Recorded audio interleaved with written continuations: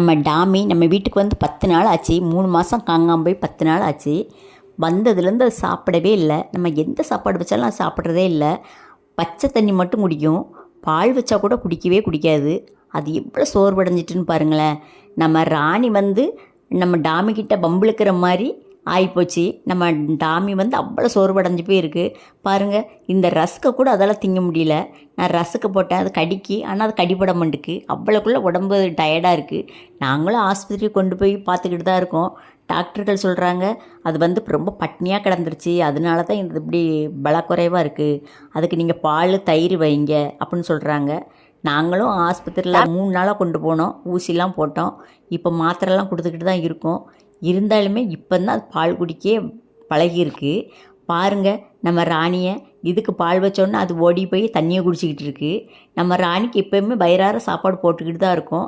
அதனால் அதுக்கு பால் கொடுக்கல.